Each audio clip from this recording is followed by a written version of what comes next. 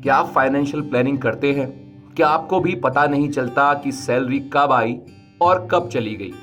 Appraisal का time चल रहा है, लेकिन आपने कभी गौर किया है कि सैलरी कितनी भी बढ़ जाए लेकिन बचत करना मुश्किल होता है। अक्सर लोग छोटी छोटी गलतियां कर देते हैं जिससे वो मुश्किल में पड़ जाते हैं। चलिए हम आपको बताते हैं कि आप अपनी बचत को कैसे छोटे छोटे स्टेप्स लेकर बढ़ा सकते हैं।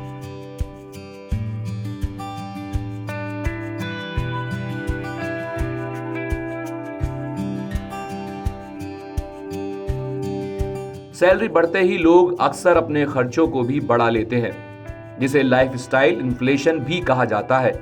महंगे गैजेट्स, लग्जरी आइटम्स या बार बार बाहर खाने जैसे फालतू खर्चे आपकी बचत को खत्म कर देते हैं। इसका समाधान ये है कि अपनी बढ़ी हुई सैलरी का कम से कम 50% हिस्सा बचत या निवेश में लगाना चाहिए। उदाहरण के लिए, अगर आपकी सैलरी में 10,000 रुपए की वृद्धि होती है तो कम से कम 5,000 रुपए को बचत खाते या म्यूचुअल फंड या अन्य निवेश विकल्पों में आपको डालना चाहिए। सैलरी बढ़ने के साथ कई लोग क्रेडिट कार्ड ले लेते हैं और हर छोटी बड़ी खरीदारी के लिए इसका यूज करना शुरू कर देते हैं। क्रेडिट कार्ड के चार्जेस, लेट फी और ब्याज दरों की जानकारी न होने पर यह वित्तीय बोझ बनकर सामने आता है। क्रेडिट कार्ड का उपयोग सीमित और सोच समझकर करना चाहिए। बिल समय पर चुकाएं और अनावश्यक खरीदारी से बचें। हमेशा अपने क्रेडिट कार्ड की शर्तों जैसे वार्षिक शुल्क और ब्याज दर को समझ लें ताकि आप अतिरिक्त खर्चों से बच सकें। कई लोग सोचते हैं कि बचत और निवेश 30 या 35 साल की उम्र में शुरू करना चाहिए, लेकिन ये एक बहुत बड़ी गलती है। पहली नौकरी से ही अपनी सैलरी का 20 से 30% हिस्सा बचत और निवेश में लगाना शुरू कर देना चाहिए। उदाहरण के लिए, SIP के माध्यम से म्यूचुअल फंड में छोटी राशि से निवेश शुरू करें, जो लंबे समय में चक्रवृद्धि ब्याज के साथ बढ़ती चली जाएगी। जल्दी शुरू करने से आपके पास रिटायरमेंट या बड़े वित्तीय लक्ष्यों के लिए पर्याप्त धन भी जमा हो सकता है। इमरजेंसी फंड और हेल्थ इंश्योरेंस को टालना वित्तीय सुरक्षा के लिए एक बड़ी भूल साबित हो सकती है। अप्रत्याशित खर्चों जैसे मेडिकल इमरजेंसी या नौकरी छूटने की स्थिति के लिए कम से कम 6 महीने का इमरजेंसी फंड जरूरी है।